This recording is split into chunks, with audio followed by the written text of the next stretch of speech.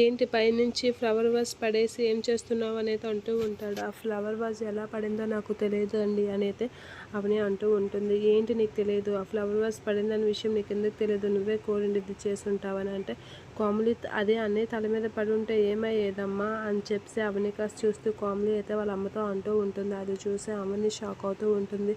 ఏంటి అందరూ నేనే చేశామని అనుకుంటున్నారు అనేది అనుకుంటూ ఉంటుంది. నీకు బాగా అలవాటు అయిపోయింది, అందరి మీదకి నువ్వు బాగా పగబట్టేట్లుగా ఉన్న అన్నీ చేసి ఏం తెలియదని నంగనాచిలా ఏడ్చిస్తే తప్పు ఉప్పు అయిపోతుంది అనుకుంటున్నావా అని చెప్పి అంటూ ఉంటుంది. ఆ మాటలకి బామ్మ నీ తప్పు చేయలేదు అనేది అవని అంటూ ఉంటుంది.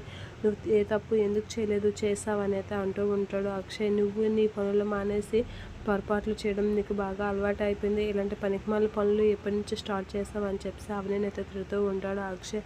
తిను ఎప్పటి నుంచి ఇలాంటివి చేస్తుంది కానీ మనకి తెలియలేదు, ఇప్పుడిప్పుడు తిన బండారం బయటపడుతుంది కాబట్టి అందరికీ తిన గురించి అర్థమవుతుంది అనేది బామ్మ అంటూ ఉంటుంది. నేను ఏ తప్పు చేయలేదు బామ్మ, అసలు ఏం జరిగిందో నాకు తెలియదు అనేది అంటూ ఉంటాడు. ఆ మాటలకి అక్షయ్ అయితే తిడుతూ ఉంటాడు. వినోద్ అయితే లేదు నువ్వు తప్పు చేయకు, వినోద్ అయితే అక్క ఏ తప్పు చేయదు అని బావా అనేది అంటూ ఉంటాడు.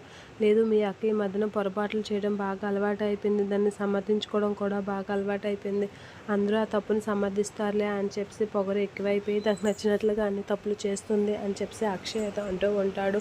ఇక ఆయన ఇంట్లో ఎప్పుడు ప్రశాంతంగా ఉంచు అని చెప్పి అంటూ అవనీనైతే తిడుతూ ల్యాప్టాప్ అయితే తీసుకుని అక్కడి నుంచి అయితే వెళ్ళిపోతూ ఉంటాడు. అక్షయ్ అలా వెళ్ళిపోవడం చూసి చాలా బాధపడుతూ ఉంటుంది అవని. అవని అయితే చాలా ఫీల్ అవుతుంది అక్షయ్ అన్న మాటలన్నిటికీ.